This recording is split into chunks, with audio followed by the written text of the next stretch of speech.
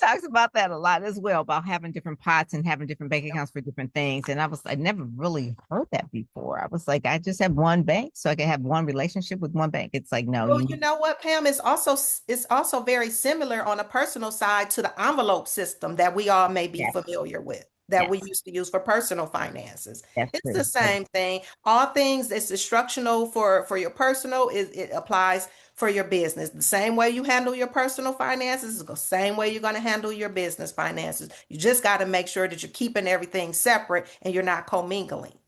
That part. Okay, we're gonna drop the mic right there. Nope. Oh, mingling. Okay, these new entrepreneurs, you gonna know what that is. Okay, you need to Yeah. get in touch with some of these folks here. Okay, so the last segment, JJ and Dennis Kimbro. So let me tell you a little bit about JJ before we kind of get going here. JJ is a personal finance expert from lived experience and money management, simple, strategic, and actionable. She is also uh, a lieutenant colonel, physics, brain. Okay, she's got a PhD in that, so it really is Dr. JJ too, because got all of this. But the main thing, the live experience, is that she got herself out of what was the debt amount, Dr. JJ? What was it, JJ? Lieutenant Colonel Over JJ? $845,000 in debt. Almost a million. Almost a million. Okay, almost $1 million. And she did not file bankruptcy. She did it the long way. And she's been on the cover of Speakers Magazine.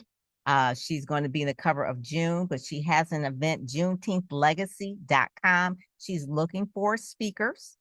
JuneteenthLegacy.com. George Fraser is just one of the one speakers she's having. It's Juneteenth, obviously, during the time. It's in Tulsa this year. All right. And then now, Dennis Kimbro, I got all your books. I think I loaned one of the other books, but this one here, The Wealth Choice Success Secrets of Black Millionaires. And this one, way back in the day. Ooh, look at that one there.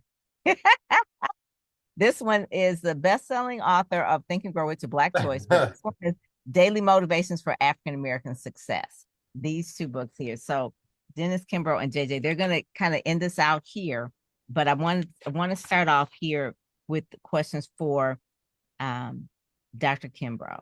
What do people misunderstand about building legacy wealth? What do they misunderstand the most about building legacy wealth? Wow. Pam, thank you very much for having me on the show, and I apologize. And I apologize for this whole setup. You are in my office at Clark, Atlanta, and you could tell why I never Zoom here. I'm always at home. The lighting and this, that, and everything. I had a conflict. I had a student I have a doctoral student in my higher ed finance class, and she had a presentation that she had to do, and this was the only time, and I thought I could do both. Anyway, I'm here.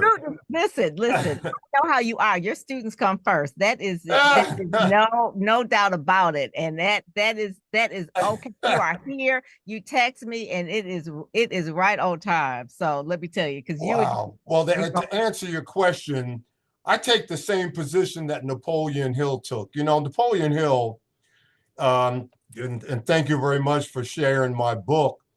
That is book number 17 for him. The last book, he had written 16 books, and the last book that he was working on at the time of his death was a Black version of Think and Grow Rich. Even to this day, people say, man, how did you rip Hill off and this, that, and everything? And I said, I did not rip him off.